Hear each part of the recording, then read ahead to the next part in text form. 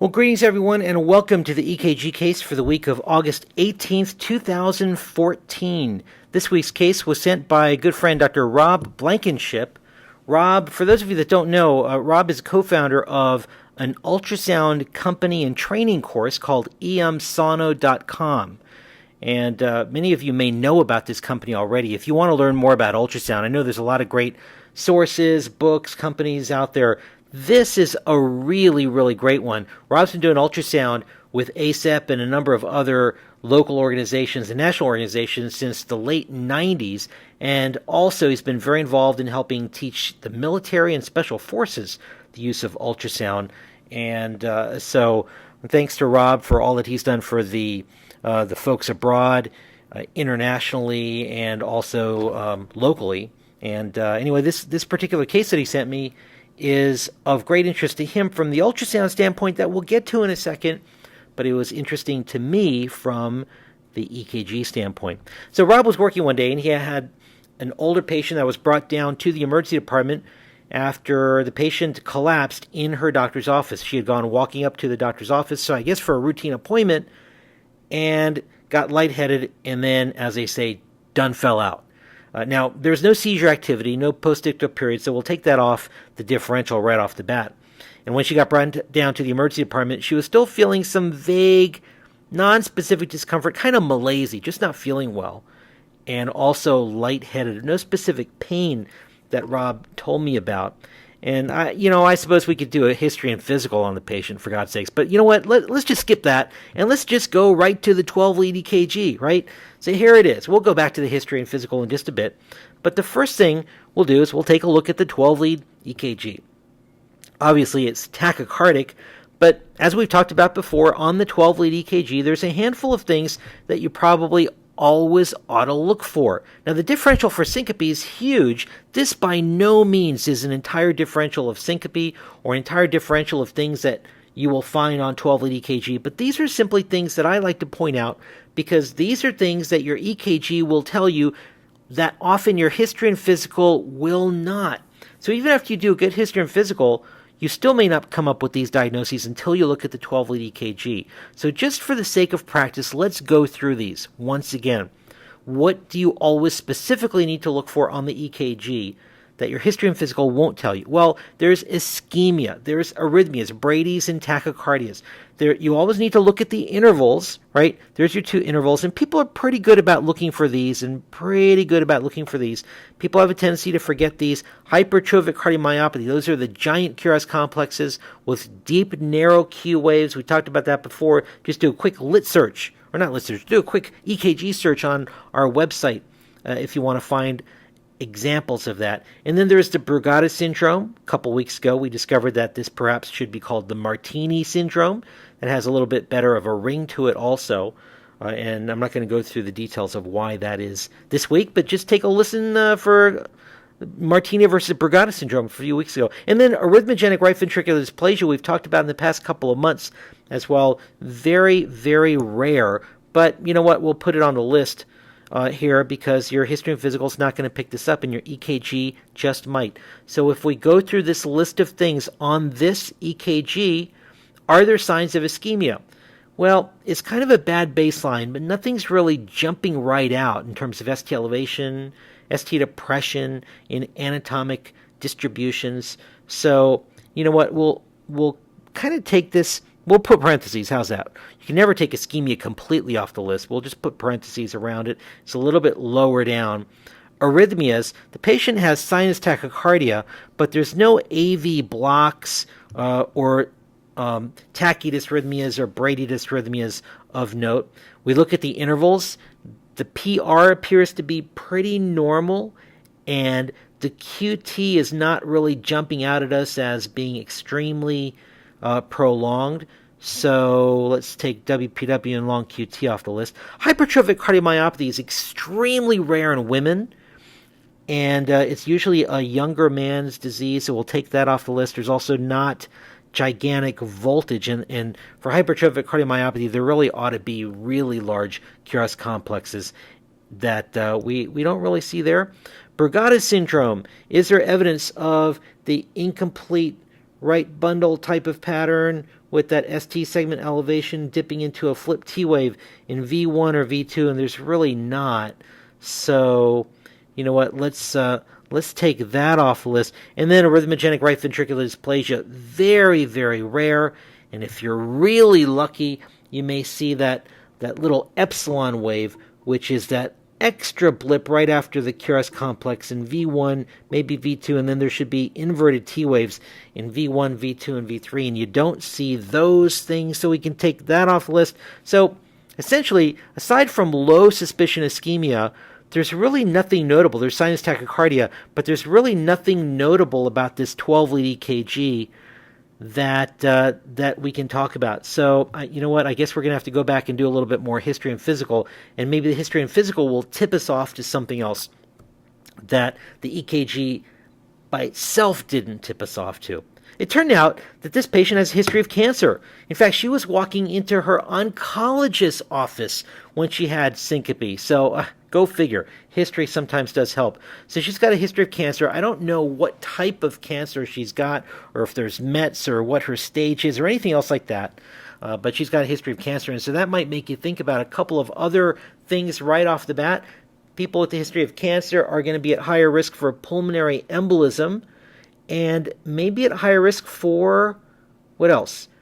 Pericardial effusion and tamponade. You've got to think about those things as well. Those are increasing in our population. Pericardial effusion, tamponade, because there's more and more cancer survivors in our population, and as a result, they oftentimes will present with effusions related to chemotherapy, or metastases to the pericardium can produce the effusions as well.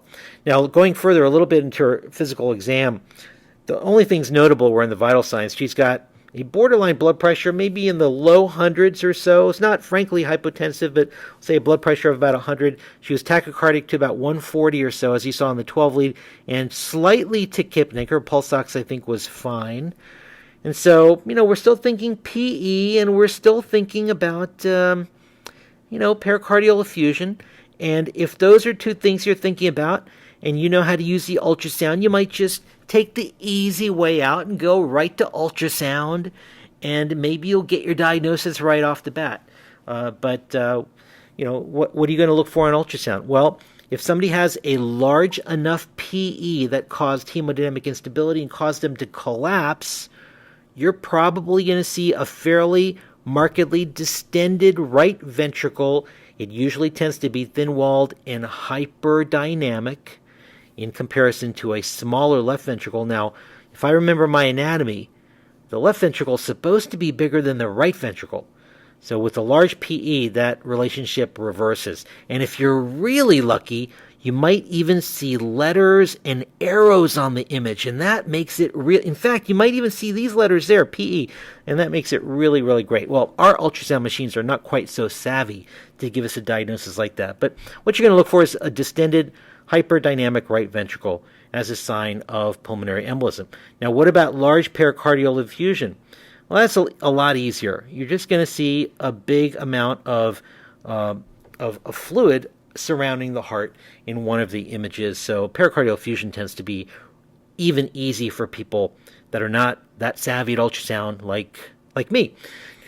However, ultrasound is not necessarily the first thing that I would pick up. It probably should be, but the EKG is the first thing I'm going to pick up. So I'm going to go back and take a look at the 12-lead EKG, and what are the things that you look for which indicate PE versus pericardial effusion? Well, remember, PE, large PEs. Again, these are not tiny PEs that you and I are getting sitting down listening to the video right now, right? These are large PEs that cause this patient to syncopize.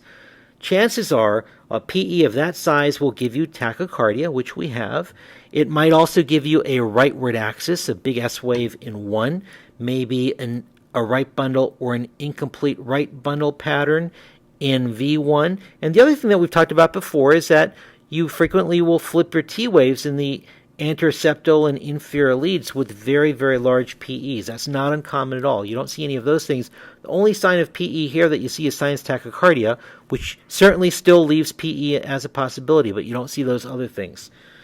Now, what are you looking for as an indication? I kind of gave that away, but what are you looking for as an indication of large pericardial effusion and potential impending tamponade? Well, one of the three parts of the classic triad is low voltage, and you do see low QRS voltage here.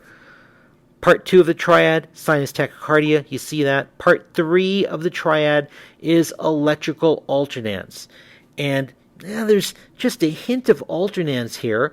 You can kind of appreciate that it's a bad baseline, but the QRS complex gets big and then a little bit smaller there and a little bit bigger there, and it's kind of variable. Out here, that's smaller, maybe just a little bit bigger, and then I'll have to imagine that one. So let's forget that one. So big, small, and then a little bit bigger and a little bit smaller. So there's just a hint, and I'm just going to say a hint of electrical alternans in this. And then remember, that's the classic triad for large pericardial effusion. Sinus tachycardia, low voltage, and electrical alternans. And this patient appears to have that very classic triad. Now remember, the triad doesn't mean that they have tamponade. The triad means they have a large pericardial effusion. Tamponade is diagnosed when there's also hemodynamic instability or an ultrasound showing right ventricular collapse during diastole. So I want to spend just a minute or two talking about what the definition of low voltage is, because that's a term that gets thrown around. It's often not taught, right? There's various criteria for low voltage that you find in the textbooks. This is the criteria that is very simple, so simple I can remember it. This is what I learned, so this is what I teach. Low voltage can be defined if you look at the limb leads and add up the QRS complexes in leads 1, 2, and 3. It adds up to less than 15. So add this QRS complex is about, 3 millimeters. This QRS complex is about 3 millimeters. This one's about 2.5 to 3 millimeters.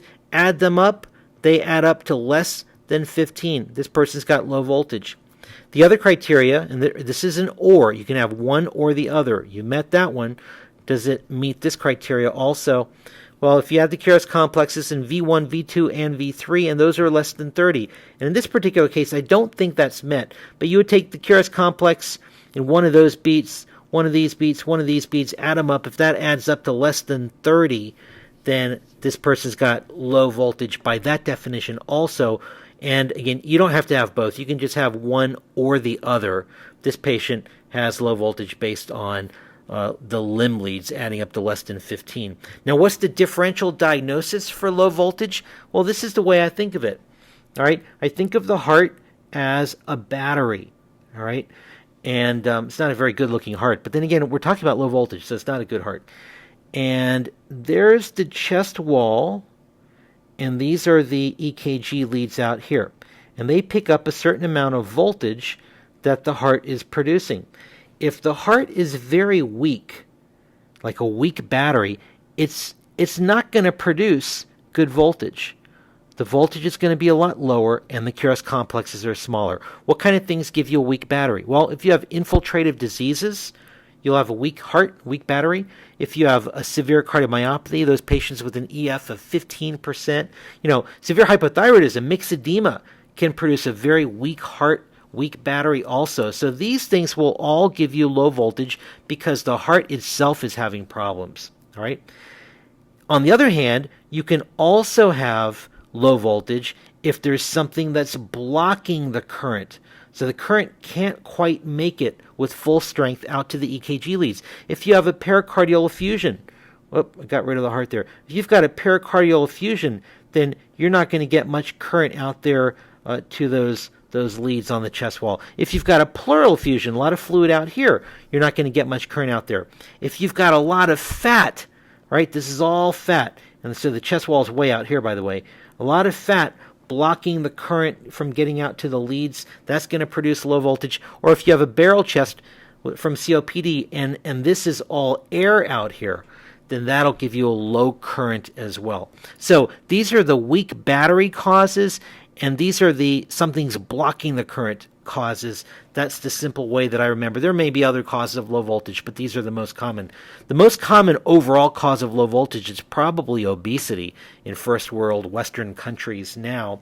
But very important thing to consider is that if you have new low voltage compared to an old 12-lead EKG, well, what kind of things give you low voltage that's brand new?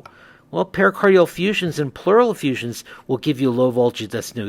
Obesity and COPD are usually not brand new, maybe hypothyroidism is. Cardiomyopathies are usually not new. Infiltrative diseases are not new. So if you ever see low voltage, which is new compared to an old EKG, I want you to think about pleural effusions, pericardial effusions, and maybe hypothyroidism. But if you see tachycardia on top of that, think pericardial effusion, all right? Tachycardia plus new low voltage, that's a pericardial effusion until proven otherwise. These patients are bradycardic, and the pleural effusion patients are probably neither tachy nor brady. Tachycardia plus new low voltage, that's a pericardial effusion until proven otherwise, all right? So take-home points. I just said it. Low voltage plus tachycardia, especially if that low voltage is new, is a pericardial effusion until proven otherwise. Get that ultrasound probe and take a look. And then the other important thing, especially for the board's purposes in real life, electrical alternance always shows up on the board exam, and it's always there in the textbooks, but in real life is present in less than a third of cases. And I've seen a couple of times where people blew off the possibility of pericardial effusion, and they said, well, there's no alternance. How can there be an effusion? How can it be tamponade? Wrong, wrong, wrong. In real life, fewer than one-third of cases of big pericardial effusions, all the way to the point of tamponade, fewer than one-third will actually have electrical alternance. So don't rely on electrical alternance there, all right? And remember also the low voltage plus tachycardia, that's a key one. You'll come across that a couple of times a year, I guarantee it. If you see new low voltage plus tachycardia, that's a pericardial effusion until proven otherwise. And in our society, we're getting more and more and more of those cases. So I hope that was helpful, and I look forward to talking to all of you next week. My thanks once again to Rob Blankenship. Hey, check out his website, emsono.com. Great website. Talk to you next week.